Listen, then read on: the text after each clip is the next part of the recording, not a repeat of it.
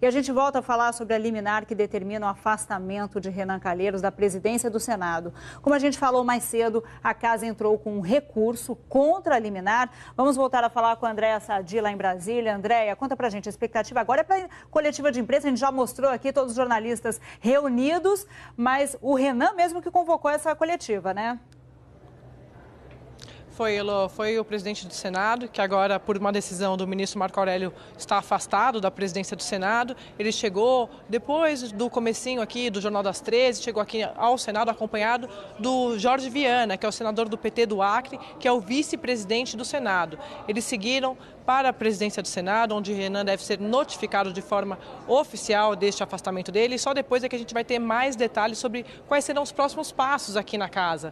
Isso porque o senador Jorge Viana, eu conversei com ele mais cedo, ele me disse que só depois que Renan for notificado de forma oficial é que ele ia definir o que ele ia fazer, por exemplo, com a pauta econômica aqui no Senado. Por exemplo, a PEC do teto dos gastos públicos. Tem o segundo turno dessa votação na semana que vem. É a grande preocupação do Palácio do Planalto neste momento, se com a saída de Renan e a entrada do Jorge Viana, se esse calendário, se esse cronograma vai mudar. Eu conversei hoje mais cedo também, aqui no Salão Azul, que é onde fica o Senado, com os senadores da base aliada, e eles estão preocupados com isso. Senadores do PMDB, que foram enviados ontem para conversar com o Jorge Viana, exatamente para abrir um canal já de diálogo, para tentar manter este cronograma da votação da PEC.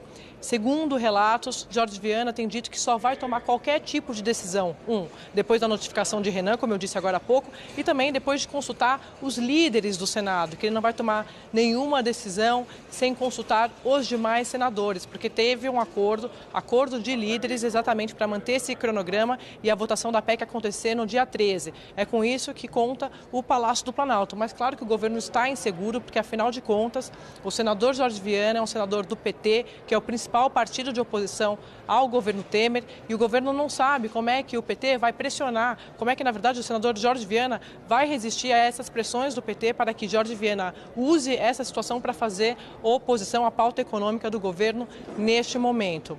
Então a gente tem que acompanhar para ver, ainda muito cedo para a gente falar se de fato vai ter algum tipo de alteração neste cronograma, apesar das pressões do PT nos bastidores.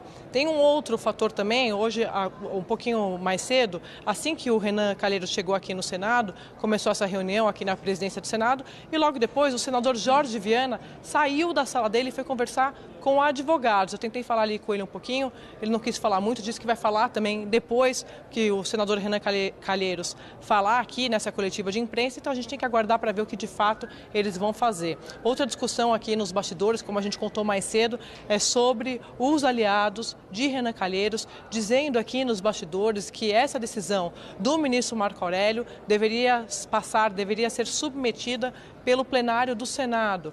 É uma defesa feita ontem na residência oficial lá do Renan Calheiros, com vários parlamentares. Alguns senadores me confirmaram essa movimentação, que Renan Calheiros consultou inclusive advogados sobre isso, mas para isso Renan Calheiros precisaria de apoio dos senadores, seria uma movimentação.